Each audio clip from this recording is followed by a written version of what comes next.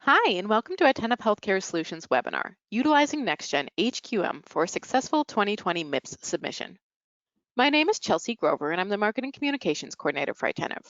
Before we dive into today's webinar, I wanted to take a moment to explain the process for the presentation. First, I'd like to mention this webinar will be recorded. We'll send out a copy of the slides along with the recording within the next week. Next, for those of you who aren't familiar with Attentive, I wanted to share a bit of who we are with you. We specialize specifically in next-gen healthcare, and we're passionate about providing solutions for healthcare provider partners, which in turn help them to improve patient care, enhance the patient experience, and maintain a financially healthy practice. To sum it up, we do everything next-gen. We also have a couple of next-gen add-on productivity solutions, including ChartGuard and Refund Manager. Next, I wanted to mention some upcoming educational webinars that we'll be presenting in the near future. To begin with, on March 3rd, a week from today, we'll go through using NextGen to ensure interoperability and compliance with the 24th Century Cures Act. Then on March 17th, we'll be presenting NextGen Documentation Management 101, how-tos and tips and tricks. And finally, of course, once NextGen releases their new spring version 6.2021.1, you can depend on us to do our usual favorite features kind of a webinar shortly after. I'll be sending out an invitation to the Interoperability and Cures Act one later today, so keep your eyes out for that. Okay, so back to today's webinar on utilizing NextGen HQM for a successful 2020 MIPS mission. At the end of the presentation, we'll open the floor up to questions from you. We'll answer all the questions at the end, but you can type them in the questions area of the webinar control panel whenever they occur to you. And finally, for audio clarity purposes, everyone's phone will remain muted throughout the entire webinar. If you experience audio issues, please use the chat box to let us know so we can resolve them. And again, questions may be entered in the questions box. So without further delay, I'd like to introduce our presenters for today. Lindsay Lanning is Manager of Client Development, and Carly Hogan is Client Solutions Specialist at Attentive. So Lindsay, I'm going to go ahead and pass the webinar off to you. Feel free to get started when you're ready. Great, thank you, Chelsea. Hi, everyone, and thank you for joining us today for our webinar on our MIPS 2020 submission. I see a lot of familiar faces out there, so I'm happy you all could join us today. So if you are responsible for your practice quality reporting and MIPS data this year, which I'm assuming, by those joining the call, you most likely are, you may be feeling a bit overwhelmed by reporting under MIPS and you're not sure either, how you can track or submit your data to CMS. So we're here to help. In this webinar, we will provide a pretty detailed overview of the NextGen Health Quality Measures web portal, the functionality, as well as the updates that came through this year. So we're going to walk you through the submission process, start to finish, and identify those new steps in the process for 2020 and some new portal features that make submitting data even easier than previous years. So this includes what to do if you submitted an extreme and uncontrollable hardship application due to COVID-19 for 2020, and how you could still possibly earn an incentive even if you did submit that. So we're also going to provide some lessons learned here through our experience with previous year submissions, point out some common pitfalls and how to avoid them. These include common errors and warnings that we found in program submission files and some tips and tricks while configuring measures to ensure optimal results. We understand the complexities surrounding this program. This is our full-time job. And for many of you, if not all of you, this is likely not your full-time job. It's just another responsibility that was put on your plate, and we completely understand that. And we understand the impact that this can have on your practice's bottom line and reputation, which is why we want to help make this process as easy as possible and get you the highest composite score possible. So let's go ahead and jump right into it by asking the most basic question there is. What is NextGen HQM? So the NextGen Health Quality Measure is a clinical data repository used for registry reporting of clinical outcomes and quality measure data. Basically, the NextGen HQM extracts patient data from the NextGen report server to allow report generation for performance-based incentive programs.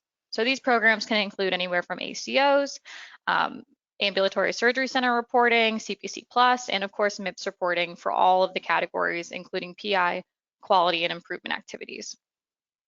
NextGen HQM is a registry and a data submission vendor, which means they can submit data for all three of those MIPS categories and CPC Plus. I've also seen the HQM being used more and more for payer or state value-based arrangements, PCMH transformation, UDS reporting, HEDIS measures, truly so much more than that as well. But all of these programs that the HQM, has the capability to extract and track data on, or has the ability to support, what we're going to be focusing on today and looking exclusively at is MIPS. So I don't plan on going over the requirements under MIPS or really the program itself.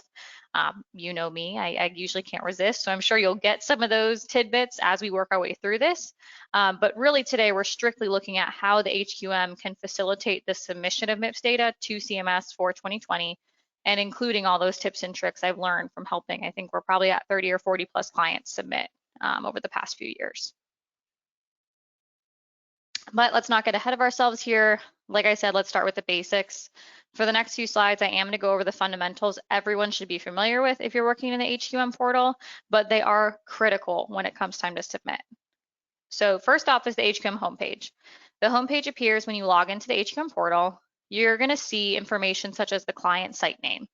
This is very important if you're trying to communicate with the HQM team at NextGen, or if you're trying to have me communicate on your behalf to the HQM team, since this doesn't always match your practice name.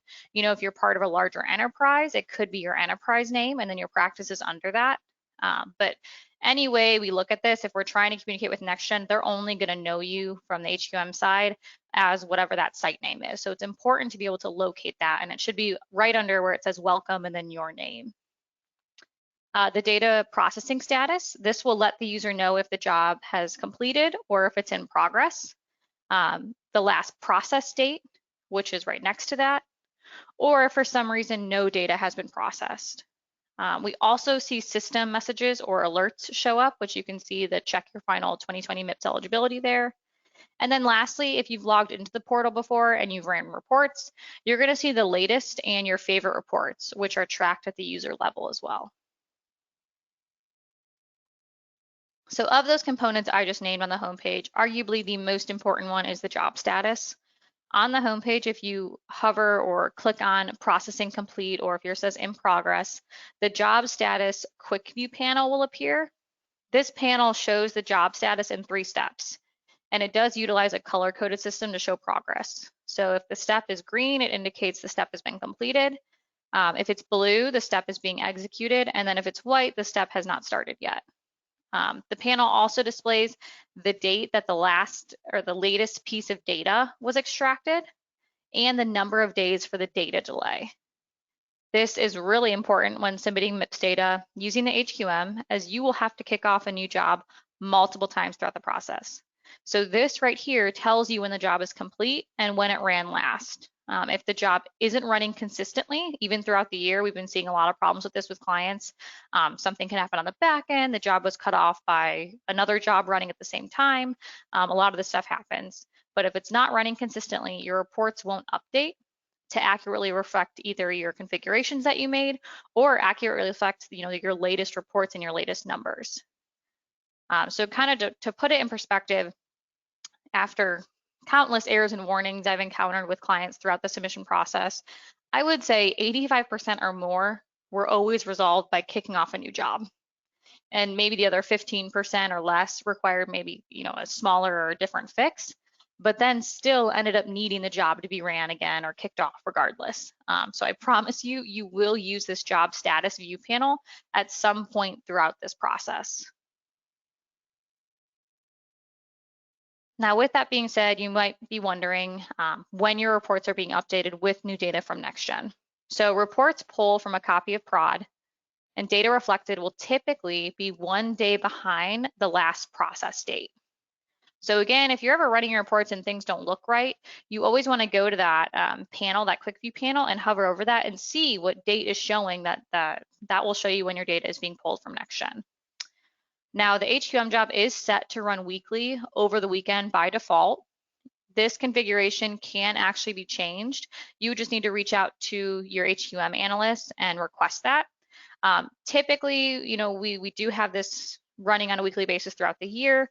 The only time I see clients really pushing this up to, every few days would be during the submission time period or submission process, because like I said, it requires the job to run a few times.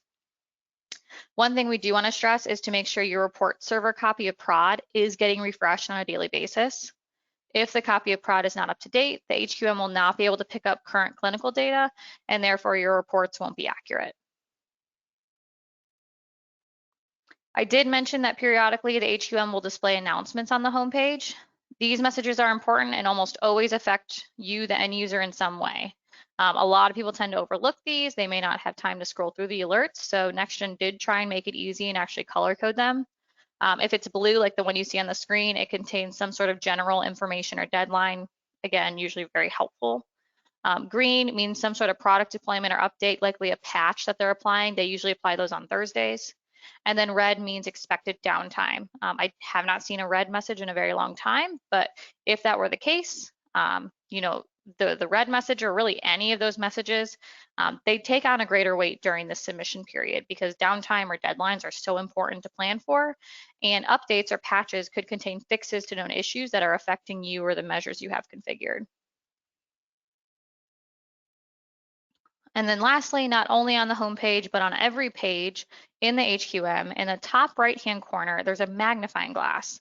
And if you click it, users can actually perform a keyword search and access measure white papers that provide detailed information about program measures, all from within the HQM. So not a lot of people, again, know about this or have utilized this. This did come out a few years ago, but it is a huge time saver. Instead of having to open another browser, log into the Success community, search for the correct white paper, and then wait for it to download, or for many of you on this call who don't even have access to the Success community, this eliminates that need and gives HQM users white papers at your fingertips when you're analyzing reports or if you have questions on measure specifications. I can't tell you how many clients ask me, you know, well, how does this measure pull from NextGen into HQM? Because I'm not sure if that numerator showing on my report is correct. So all you have to do is actually search the measure and pull up the white paper to get those answers. It will show you screenshots for the workflow. And if you scroll all the way down to the end of the white paper, there's a section called Measure Specifications, and it will show you exactly where in NextGen it is retrieving that data from. Now, before we jump into measure configuration, I do need to point something out that's a bit different for 2020 due to COVID-19. CMS released an extreme and uncontrollable hardship application for any practice affected by COVID-19 that would reweight any or all MIPS categories to 0. Now, the application deadline has already passed. It was February 1st of this year, which was actually extended from December 31st previously. However, if you did submit an application for all of your categories, you still have some flexibility when it comes to reporting. You could have submitted that application and still submit data for the MIPS performance categories you selected in that application. So basically what I'm trying to say is that data submission through the HQM will override the performance category reweighting. However, I do want to note, if you were approved for reweighting of the cost performance category, you're not going to be scored on cost. There's no way to undo that because there's no actual data submission requirements associated with that. With this application, you are only required to submit data on at least 2 categories in order to be scored and eligible for a possible positive incentive. So this is the important part and what I'm telling my clients to do. Submit the application, or hopefully you already did, and use that application you submitted for cost, because that's always the unknown, and then pick either quality or PI, you know, whatever one you're scoring higher in, you want to report on, and the lower one you'll use the application for. And then again, you know, with that scenario, look at the reweighting categories on the screen and see what those category weights would be if you're submitting 2 of them. This makes things a lot easier and more predictable. So if you can exclude from cost, it gives you more control over your data. And then you have to submit 2 categories. So, you know, later on in the presentation, we'll talk about submission. In previous years, everyone had to submit files for quality, improvement activities, and PI. But this year, because of this hardship, you may not have to submit all of those. You could only submit improvement activities and quality, for instance. All right, so on to the measure configuration process. This is where users can alter their reports to reflect the measures they want to report on by adding or deleting them. I'm actually going to go ahead and turn it over to our other MIPS expert on the call, Carly Hogan, to review this portion. So Carly, it is all yours. Thank you, Lindsay. Now, before you start making all these changes, you need to know how to actually get to the page where you can configure your measures for providers participating in these programs. So on the menu bar, just click Config and then Measures. On this page, users can add or remove providers, add or remove measures for providers, and change the reporting period. These configuration changes are edited and saved by program and practice. When I say program, I'm referring to the quality reports you run for MIPS. Under the MIPS program, there are 3 categories providers are required to report on in 2020: promoting interoperability, or PI, quality and improvement activities, or IAs. Each of these categories has a corresponding program within the HQM for either individual or group reporting that must be configured to report on. So to make any configuration changes, you'll select the program from the program list. Programs are listed by year in descending order, and for each year, the program names are listed in ascending alphabetical order. So after a program is selected, you'll confirm the practice selection from the dropdown, and that practice selection will then determine which providers appear.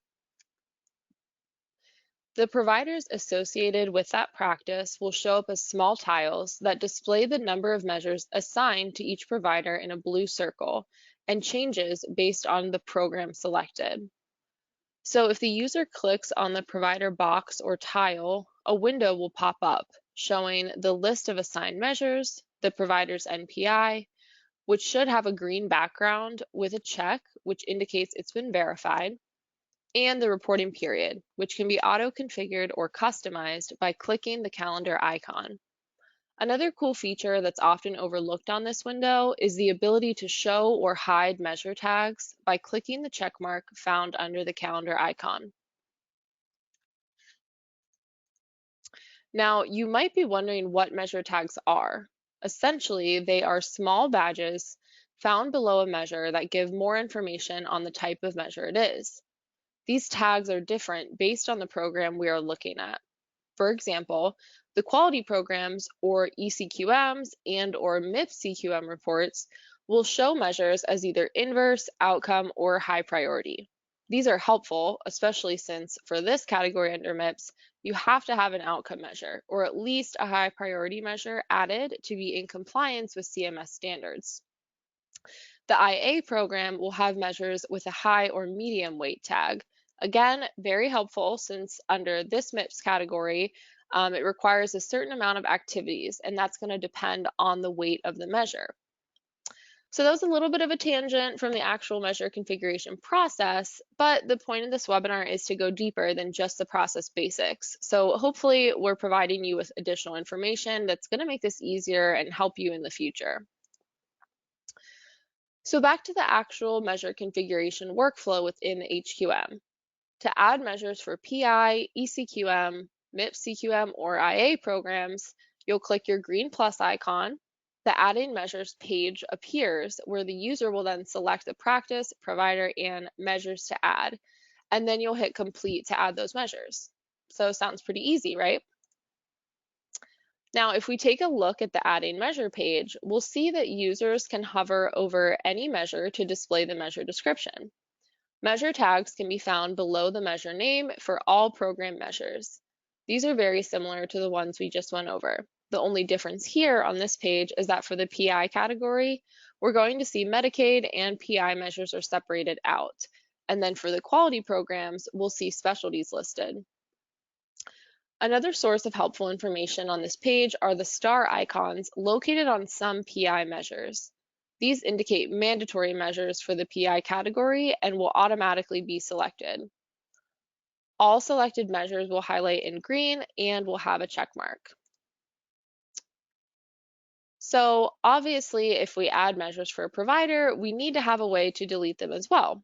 And there's actually a couple different ways you can do this. So to delete all measures for a provider, you can select the X below your provider's name, and then the red X when the confirmation message appears. To delete an individual measure for a provider, you'll just select the provider and then click the red X next to that measure in the window that appears. And this is going to remove that measure for just that provider and specific program only. Now, another alternative to viewing measures is to group search results by measure participation versus provider name. So to do so, you'll click the Change Grouping button, And this will allow the user to select a measure in the dropdown, and any provider who has that measure added will appear underneath. The red X will remove the measure from all providers. So this is another easy way to configure measures for your group reporting on a large scale. But don't panic if you didn't like this option, you just want to try it out. To revert to the original grouping, you would just click the Change Grouping button. So as we move forward, we're going to look at each of the 3 categories and the specifics surrounding measure config for that specific category. First up is our Promoting Interoperability, or PI. Now this is a pretty easy category because everyone should have the same measures added. Now there are exceptions to this and we'll cover those, but in general, for most clinicians, you want to have the following added to your PI program. That's going to be e-prescribing. You can choose to either include or exclude narcotics, HIE send, HIE receive and incorporate, and then providing your patients with electronic access. Now, this only applies if you are not claiming an exclusion for a measure and are reporting under MIPS, not Medicaid, which we're assuming is the vast majority of you. Next, we'll hit on the PI self-attestation measures. You can use the HQM to attest to these rather than using the CMS Portal. The self-attestation measures are added from the same place that all your PI measures are added, and you would use the same workflow. These include things like public health, clinical data registry measures, PDMP, exclusions, security risk analysis attestation, and a couple others. Now, just a note, in previous years, you were unable to remove self-attestation measures once they were added. Instead, you used to have to reach out to NextGen and they would do it for you. But now, just a heads up, you can remove any self-attestation measures that you add yourself, as long as they're not the required measures that you would need either way. And speaking of required, there are 3 specific self-attestation measures that every practice must add. Otherwise, you'll get an error on your PI program submission file, preventing you from being able to submit to CMS. So those are the ONC direct review, the prevention of information blocking, and completing your security risk analysis. Now, you only want to add specialized registry reporting, syndromic surveillance reporting, and or immunization registry reporting if you're participating in these and you're in active engagement.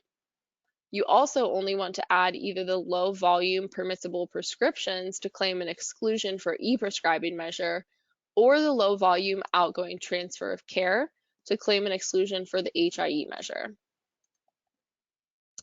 Once your self-attestation measures are added to the report and you've regenerated it, you're going to see a special note at the top of the summary report that all self-attestation and bonus measures show at the end of the report. So use the arrows to navigate the page, and then your measures should appear with a status of yes. These won't show up until after the job runs, after they were added. So this is one of the reasons why knowing how to check the job status, as Lindsay told us earlier, on the homepage is really important. Now, I pointed out that there were measure exclusions available to add on that self-attestation tab. If you claim either measure exclusion, which again, it's either e-prescribing or HIE, both would be a low volume, this would mean that you have less than 100 in the denominator for one of those measures. Now, I want to make it very clear, you do not have to claim an exclusion if you have less than 100 in the denominator. It's really just an option for those who had a 0 in the numerator and would then not have been able to get credit in the PI category without claiming that exclusion. So taking an exclusion is going to allow you to fulfill your base score and get credit in the PI category, but it will just bump those points to another measure depending on which exclusion you decide to take. A very helpful tip that we can offer you here from some issues that people had with submitting last month, you will have to remove the original measure, so either HIE or e-prescribing, on the measure config page for any provider you are claiming the exclusion for, or you're going to get an error on your PI program submission file. And I also want to point out that if you have less than 100 in the denominator for either of those, and you choose not to claim the exclusion, you'll still get a warning on your program submission file letting you know that you can claim one. And then you can just ignore this. It's just a warning, so it won't act as a hard stop, but just don't be surprised if you see that as you're going through submission. Next up, we will look at measure configuration for improvement activities. Configuration is pretty much the same as the other programs. You would select your program as improvement activities, individual or group, select your practice, add your measures with that green plus button. The Adding Measures for Improvement Activities screen displays for you to add your practice, and above that, you can see an orange exclamation mark. If you click this, you can see the rules for meeting improvement activities for MIPS. So if you're a standard practice versus a small practice, the requirements are different, as well as if you are a PCMH. Once the practice and providers are designated, the activities will appear for selection. To see a description of the activity, you'll hover your mouse over the measure. Your selected measures will highlight in green and they will have a check mark. And you'll notice that measures have the blue tags that we went over. One that we didn't cover was the maximum weight, and that means that it fulfills the whole category. So you're going to see this with that PCMH option, because if you are part of a PCMH, you do get full credit in this category. The schedule appears once your measures have been selected for you to select your reporting period. And once the reporting period is selected, the Complete Add Measures bar is going to appear, so you'll just hit that to complete your process. Once added, the providers with IA measures will display the number of measures selected, and you can click the provider to see the list of IA measures selected and the reporting period. This is exactly how the other programs work as well, but I just wanted to show you the screenshots so you'd be familiar with it once you're logged in to your own portal. Now, to actually view your improvement activities report, you're going to go to Reports, Quality Program Reports, and the Improvement Activities program will be available for selection on the Quality Program Reports page. Once selected, you'll proceed as normal, running your summary report, and the summary report displays improvement activities configured by showing participating and then having yes in that column. All right, on to our last category under MIPS, which is going to be quality. These reports have not changed. They were previously used for the PQRS program and or the CQM portion of Medicare Meaningful Use. You can choose to use either your MIPS CQMs or your eCQM measures under MIPS. So the MIPS CQMs are going to be your registry submission method, and your eCQMs are going to be your EHR submission method. You do have the option to mix your submission methods as long as there's no measure overlap, because the HQM is both a qualified registry and an EHR. So the decision is really going to depend on what will benefit your practice more. Providers are required to report on 6 measures, including an outcome or a high priority measure if that outcome is not available for you. And you want to be sure to select your measures based on your decile score, not just the percentage score. So we get the question all the time, which should I pick? Should I do eCQMs or MIPS CQMs? Which is going to be better? And the answer really is that it depends on your practice. The measures capture data differently, so there's workflow variances. MIPS CQMs tend to be a little bit more flexible workflow-wise, whereas eCQMs tend to depend more on the codes used, and they have multiple denominator requirements. So the best reporting option for your providers is going to depend on your specific practice. There's just not a one-size-fits-all answer. We would recommend that you run both reports, benchmark the measures, and then determine between them which is going to give you a higher score. All right, so now that we've covered measure config for all of our categories, I also just want to hit on regenerating your reports. One thing we can completely assure you is that at some point in this measure configuration and submission process, you are going to have to regenerate your reports in order to have them show your data properly. So programs can actually be regenerated when one of the following conditions listed on this slide is met. But out of these, the most likely reason that you will need to regenerate is typically going to be for adding or removing measures, or if your reporting period is altered at all. So to regenerate a report, you're just going to go under Reports, click Regenerate Report, and then you will see a list of the reports eligible to be kicked off. Yellow indicates changes to programs that are available for regeneration. You would then click your looped arrow to regenerate a report with the program changes. And then you have your green circle with a check mark that shows the completed report regeneration. Reports are disabled for 2 hours after they're regenerated. So for example, if you kick off your PI report at 9 a.m. to reflect changes that you made to measures included for a provider, and then you go back in to delete one more that you forgot about, you're not going to be able to regenerate that PI report again until 11 a.m. All right, and with all of that, I'm going to go ahead and pass it back over to Lindsay, who will dive into the actual submission process.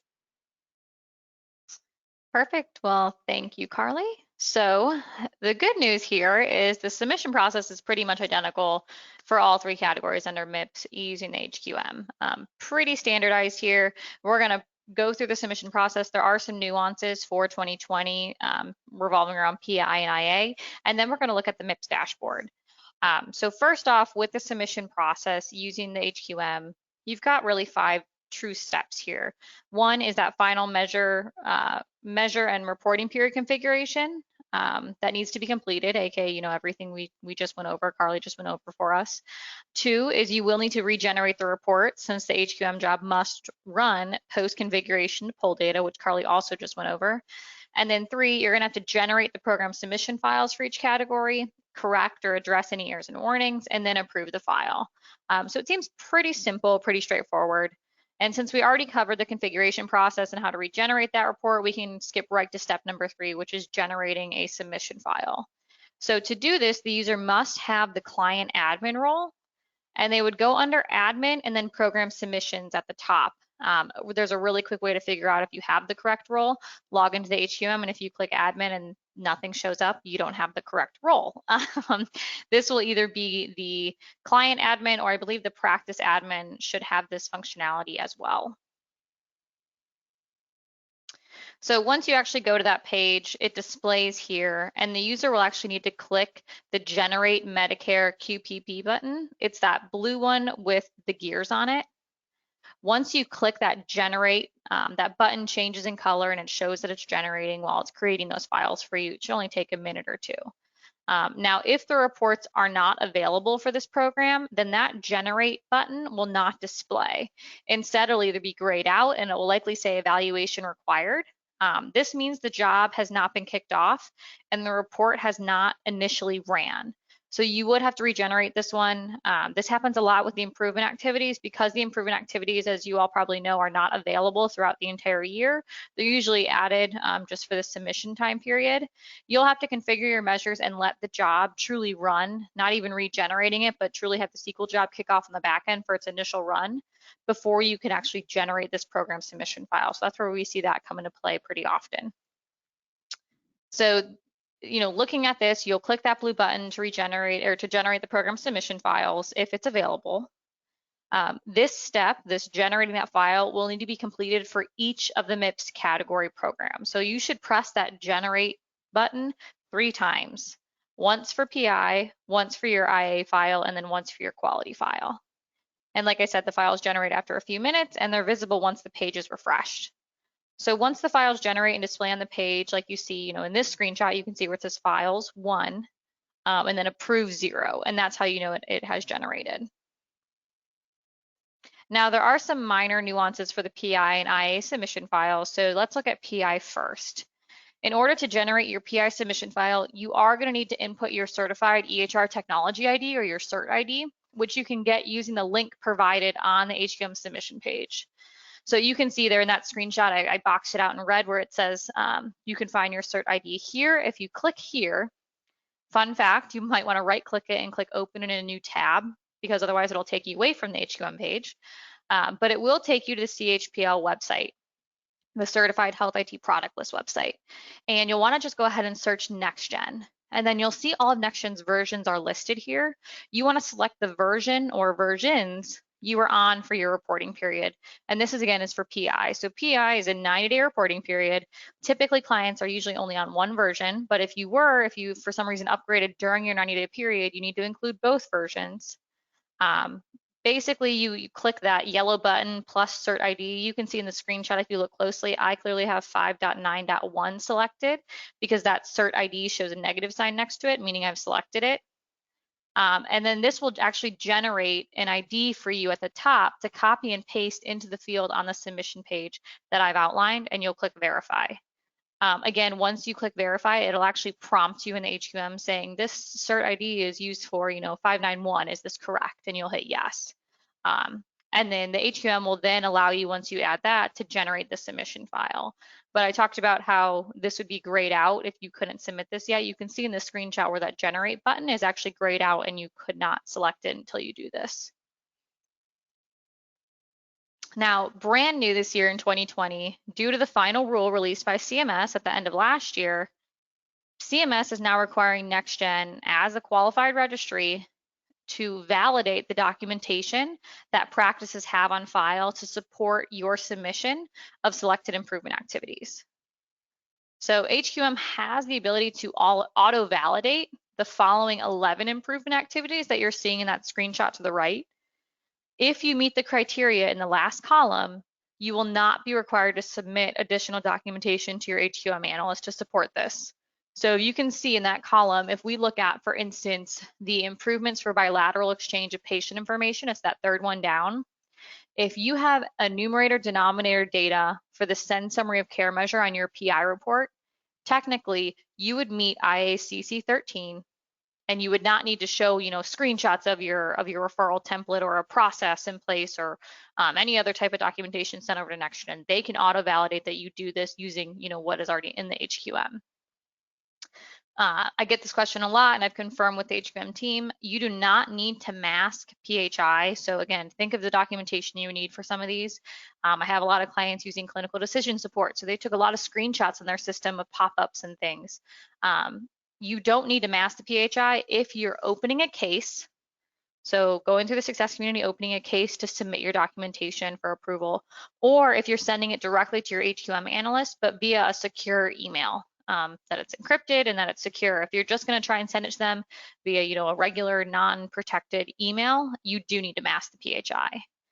Again, this is straight to NextGen. If you are actually selected for a CMS audit, that might be a little bit different, and CMS may require you to mask the PHI. So I'm sure a lot of you are shaking your head at this or you're concerned about this. To be fair, this isn't technically a new requirement under MIPS, since you should always have documentation to support your improvement activities in case of an audit. However, this year is really the first year you actually have to submit that evidence up front in order to be able to submit through the HQM. Now, if you choose not to submit through the HQM, you can submit manually through the CMS QPP website, and you would not be required to upload this documentation. Still, I will say, keep in mind, if CMS knows NextGen requires this, which they do, we have a feeling the odds of you getting selected for an audit are a lot less because you had to go through this process. Also keep in mind the flip side, if you choose to submit your quality data through the HQM and you don't want to mess around with this documentation requirement, so you submit your IAs through the QPP portal, if I was a part of CMS, I might look at this and say, that might be a little fishy to me. So kind of keep that in mind of this requirement. It really is working towards your benefit. Now, once the documentation has been approved, which if you're wondering what they're looking for, you're going to have to refer to the CMS validation spreadsheet. It's available on the QPP website. It's also available on the Success Community right now through NextGen. But it basically has a column called suggested documentation, and it lists for each activity what CMS would expect if you were audited. And NextGen is following the exact same document when it comes to approval.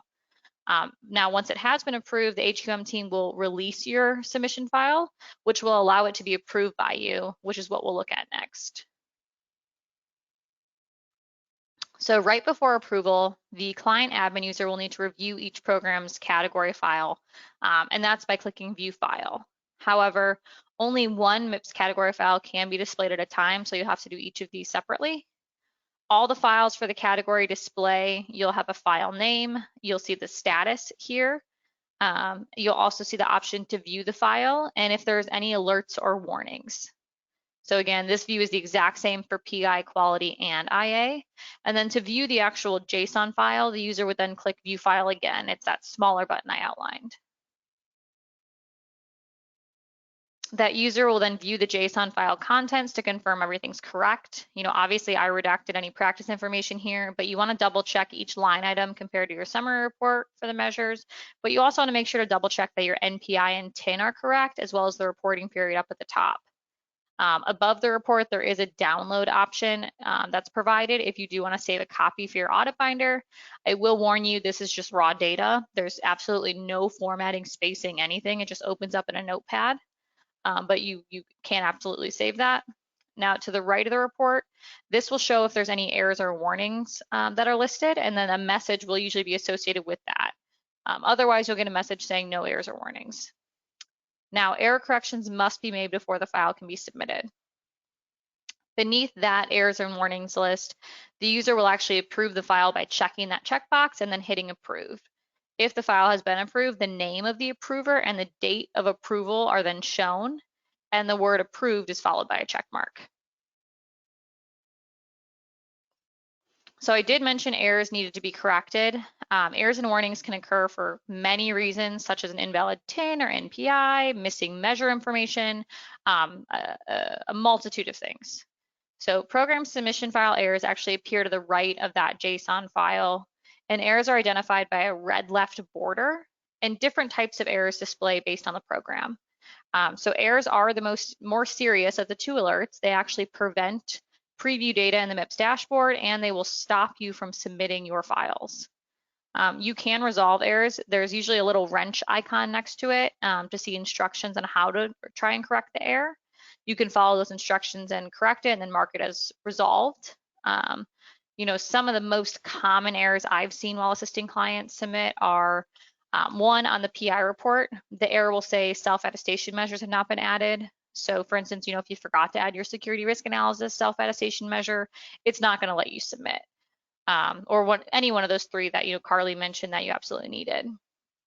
Another error could be if you're claiming an exclusion and the exclusion and measure are both on the report. You can only have one of those. So if you're claiming the e-prescribing exclusion, you shouldn't have the actual e-prescribing measure on your report. Another one, speaking about the e-prescribing that comes up with the PI report is having both e-prescribing measures added. So remember, NextGen gives you the choice to include or exclude narcotics. It doesn't matter which one you report on. You're just going to want to pick the one that gives you the better score.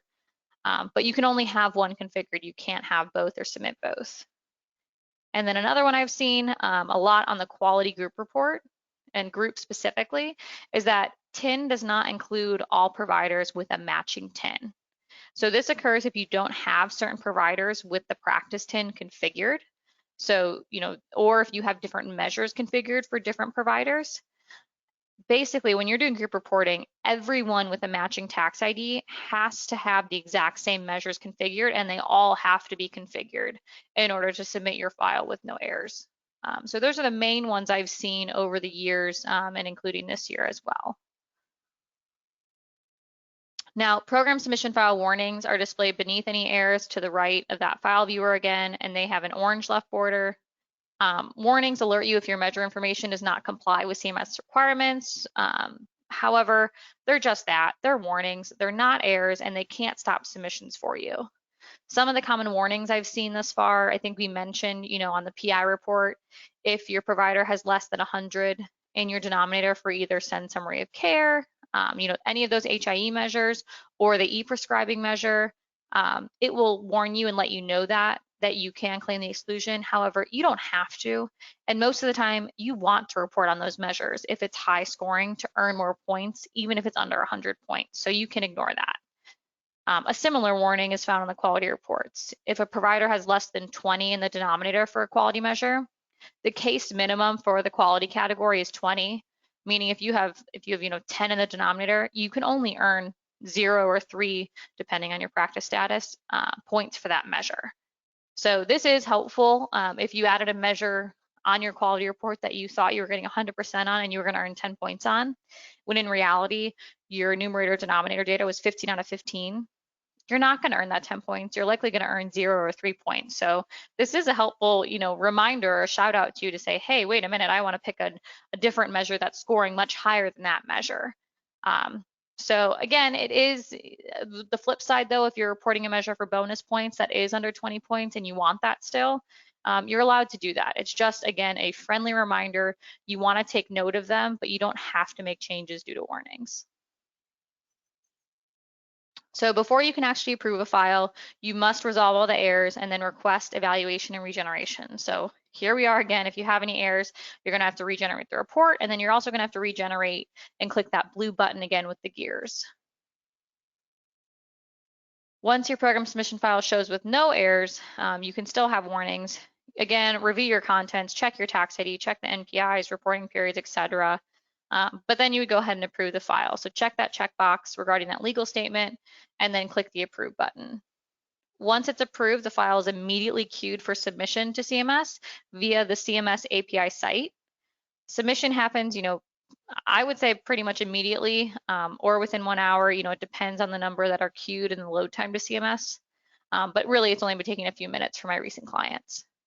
The file then shows it was approved, and the client admin user that approved the file with their login or their name on it, it'll show as they approved it.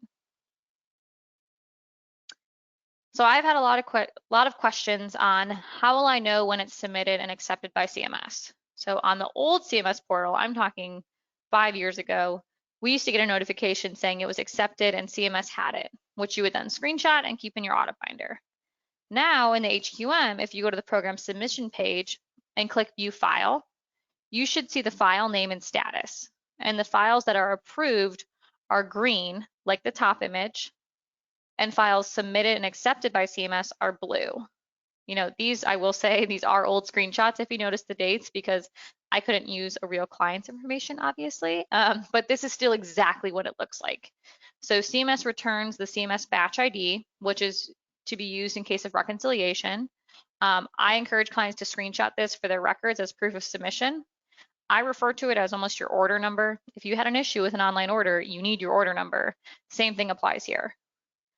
It'll then show the date the file is submitted, and then you can go ahead and look at this for either PI, quality, and improvement activities. It's all the exact same view.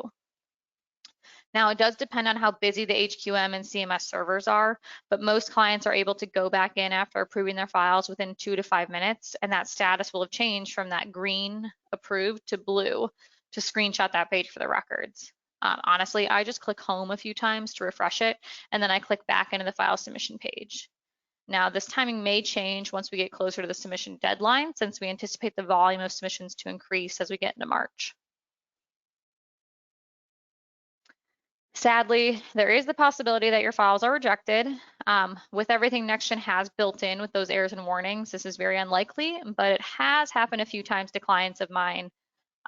So, rejected files by CMS display along with the error for rejection. I would encourage rejection should be discussed with an HQM implementation specialist as soon as possible. So if you're working with me, that's one thing. But if you are working just directly with the NextGen HQM, I would absolutely reach out to them immediately with a screenshot of it with the error information as well. You will need to make corrections and you will need to resubmit following the same process as the original submission. So you do have the opportunity to fix this. Knock on wood, I have not had any clients' files be rejected this year, and I don't think last year as well. But I do encourage you to start this process as soon as possible. It takes time, as you can tell now that we walked through it entirely, to configure down your reports, to add measures you need for attestation, to submit your IA documentation for approval, to regenerate your files, to address any errors and warnings, and then regenerate them again. Then if you had a file rejected and you have to do all that over again, it can be quite the time commitment.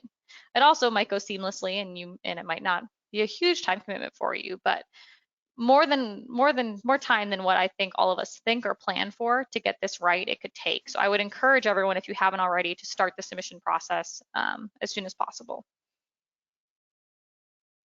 So we are done with the entire program submission process from start to finish.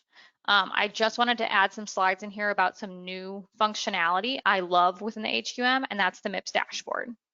I'll also include at the very end kind of a quick slide on recommended audit documentation that I suggest taking from the HQM and a few things outside of it as well. So the MIPS dashboard allows participating providers to monitor your performance through the IA, PI, and quality categories under MIPS via real-time feedback from CMS. So this dashboard displays your provider performance data at either the individual or the group level for generated submission files prior to submission and after. So those performance scores are actually based on data calculations returned from the QPP submissions API. So providers receive a preview of scores prior to submission and their scores after submission in each category and their final score. So what I do want to throw out there as sort of a disclaimer is that this score is only a preliminary score. It's not your final score. It's not guaranteed, but this is a very, very, very good indication of what your final score will be when you get your feedback report in July.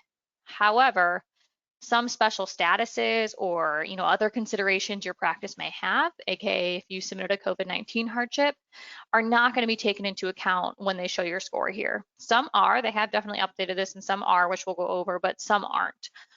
So it's not absolutely guaranteed, but it is extremely helpful. Before I get this question, I will say it isn't available all year round. It really is only available towards the end of the year once kind of that submission portal time period opens. So to access this, the user goes to the HQM homepage, you would select reports, and then the MIPS dashboard, which is the last option on that list to use this tool. So you can see here, it provides the following information in sortable columns. If you're submitting at the individual level, it'll have your provider name. If you're submitting at the group level, this won't show, it'll just show the tax ID. You see your status. If it's green and it says okay, that means you're likely not going to get an error when you submit your files to CMS. You'll see your IA, PI, and quality scores, as well as your total score and the evaluation date, which is key. And again, like I said, if you see that status as green, that's a great indicator that you're not going to get an error when you submit your submission files.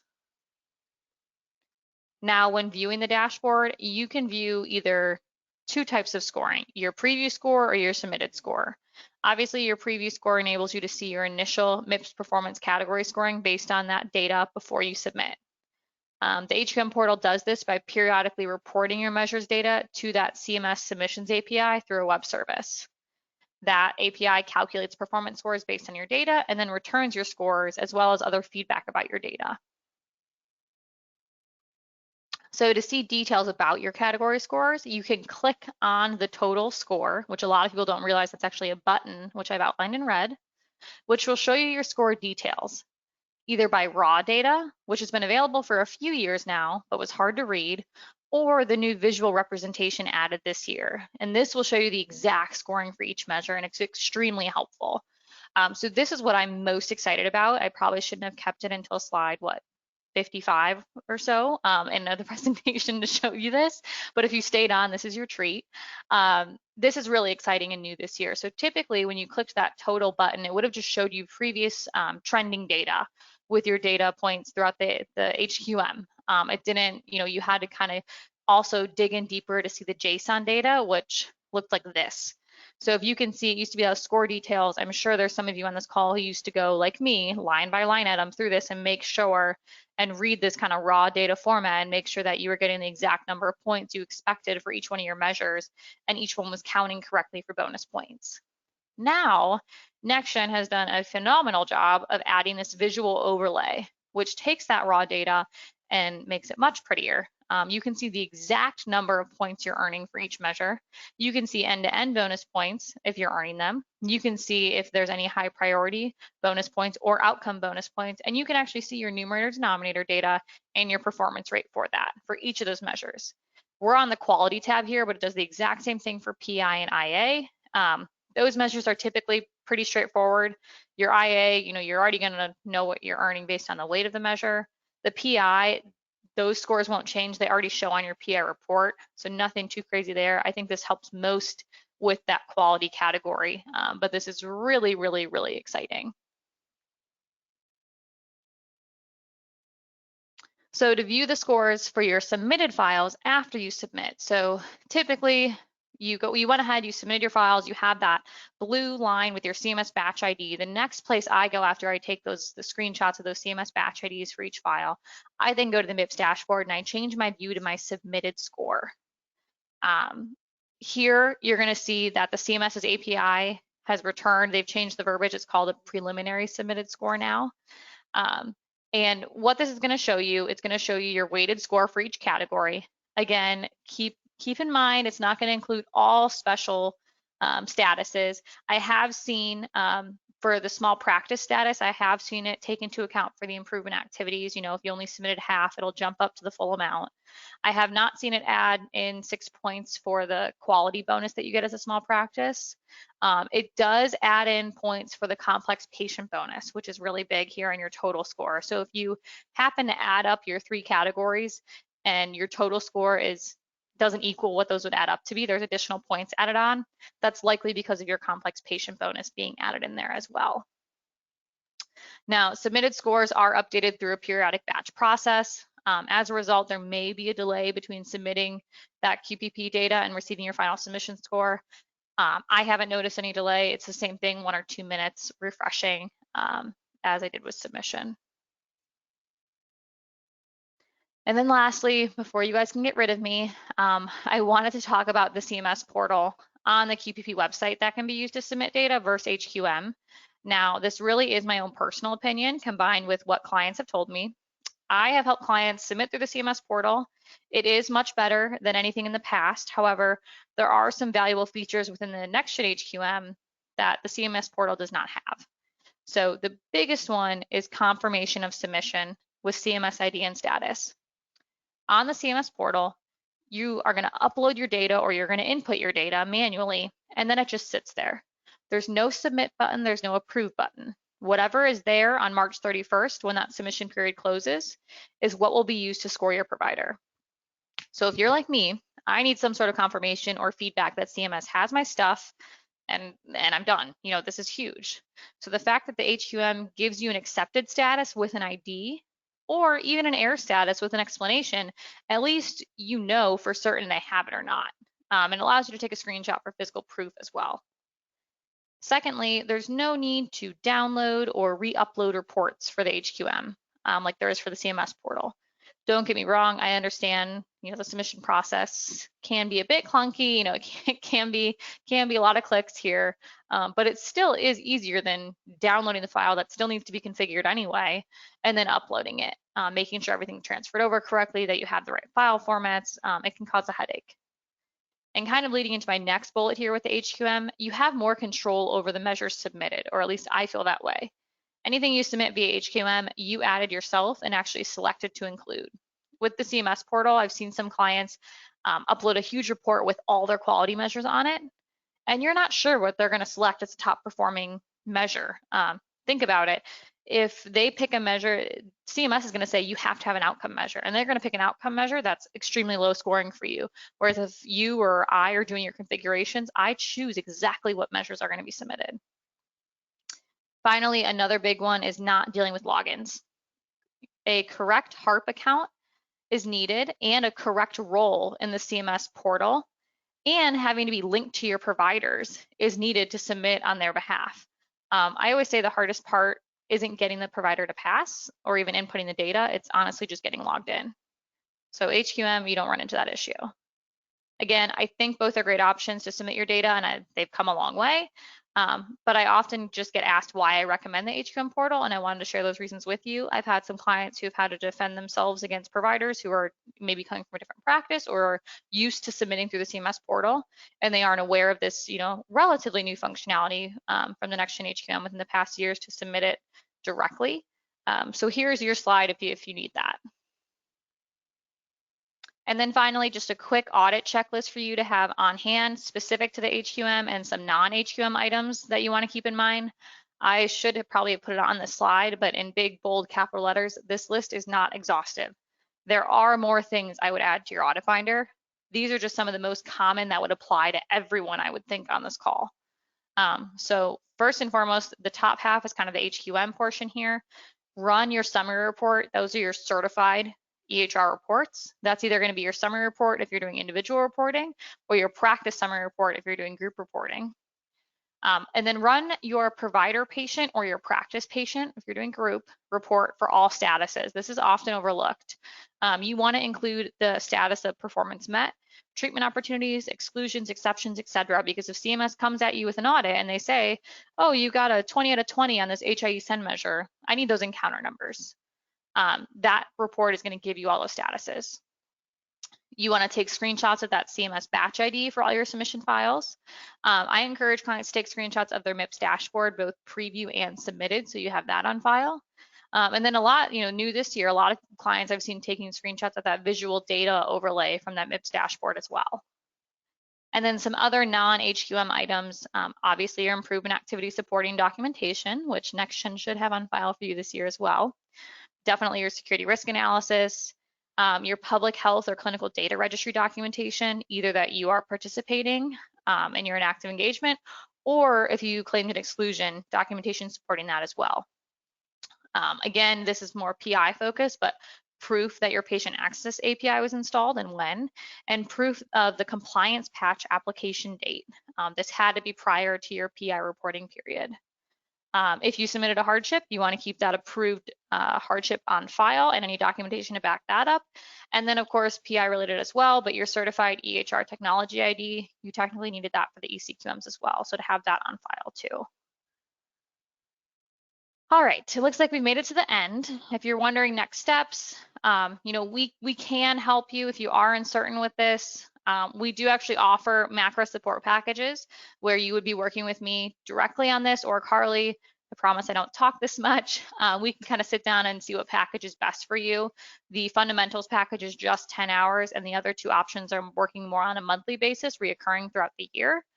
But again, we can send out more information, and you can always reach out to us directly. Visit us at attentive.com. Please continue to sign up for our webinars. And then we also have some other 3-day fixed price on-site consultations, both clinical, rev cycle, and technology. And of course, I'm going to put up here my contact information as well as Carly's. We'll open up the floor to questions now. I do want to stress, if you guys have any questions and have to jump up because of the time, feel free to email us directly. Or if you'd like any more information about assistance we can offer, we do have a flyer we can send you as well. But I will go ahead and stop talking and turn it over to you, Chelsea. Okay, Lindsay, this one we got in the middle of the presentation. And she said, hello, can you just go back and tell me how to assign the self-attestation measures? I don't see them in my portal. Could you go through that again? Sure. So if the self-attestation measures, they're going to be exactly where you added the PI measures. So if you select the PI program in your dropdown, you click that green plus sign in the upper right-hand corner. It's going to default to the regular PI measures. The first tile you pick, you have to switch it to the self-attestation measures at the top. And then once you hit that self-attestation measures, they'll all show up and you'll be able to select from that category. If you're still having issues, like I said, feel free to email me and I can send you a screenshot showing exactly where you would need to click as well. Great, thank you, Lindsay. And it looks like you solved her question. Way to go. Next question. For PI on the dashboard, do you know if the HQM reweighs and scores if you take an exclusion, i.e. like the exclusion on the HIE CCD sent and move to the portal? Yes, it should. So I have seen, I guess technically none of my clients have taken that exclusion this year. I'm trying to think about it, that I've submitted for so far. So it should typically, it might show your preview score as not adjusting yet. It's usually when you submit, that's when that weighted score would adjust to show that different scoring. But as long as you add the exclusion and you take off the HIE send measure, once you submit, that weighted score should adjust.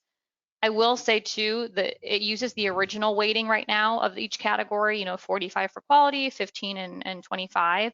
If you submit maybe just PI or IA, it will try and reweight it to be smart, you know what I mean, and put the PI out of more. So I'd be concerned a little bit of guaranteeing on those weights, but yes, it should reweight that category to what it should be if you claim an exclusion. Okay, great. Next question. You mentioned one of the 3 PI required self-attestation measures are prevention of information blocking. Is that the same as the rule that was finalized recently from the ONC? I can take that one, Lindsay. So sort of. They go hand in hand, but they aren't necessarily the same rule. We're actually going to delve into all of the information blocking requirements, everything you need to know, and how that falls under NextGen in our webinar exactly 1 week from today. So make sure you join us there as well, and then we'll explain all of that in more detail. Okay, and it looks like this might be our last question, but we'll stay on for a couple of minutes just in case somebody's typing afterwards as well. Can you explain the updated AI submission process again? How do we get our documentation approved? So with the improvement activities this year, with this added step, you need to know who your HQM rep is that you're working with, or you can open up a success community case and then choose, the HQM team and clearly state in there that you're submitting your improvement activity documentation. But basically, whatever improvement activities you're trying to submit for, you need to look at the CMS validation file that you can download either from the success community or from the QPP website. And you need to look at what CMS is looking for documentation-wise. Gather that documentation. A little side note here, if you are putting anything in a Word document, NextGen has asked that you add your letterhead to that Word document. Gather any information you have, save it down, clearly label it for what activity you're using that specific file for, and then either upload it via HQM case, so add that as supporting documentation and explain in the message what it's for, or I would send it securely via secure email directly to your HQM rep and explain what documentation is attached and what activities you're trying to submit for. And once it's approved by them, they'll go ahead and release that improvement activity submission file. So you'll be able to generate your improvement activity submission file prior to getting your approval. You just won't be able to submit it. Once you get that approval, that checkbox with the approve button will appear. That is what will allow you to kind of release it and actually approve it. Okay, perfect. Well, it looks like that's all the questions we have, but as Lindsay said a few minutes ago, if you have questions and you're scared to ask them now or you can't figure out how to put them into words at the moment, you see both Lindsay's and Carly's information up on the screen. Feel free to reach out to them directly. You can also reply back to the email that I'll be sending with a link to the recordings, or the one that I'll be sending in a couple of minutes here with a link to next week's webinar that you can register for. Basically, any way that you can get a hold of us, we're happy to help. That's why we're here. That's why we do these things. So don't hesitate. We enjoy that aspect of our jobs. So thank you all for joining us, and I hope you enjoy the rest of your day and have a great week. And we hope to see you at next week's webinar too. Yes, thank you, everyone.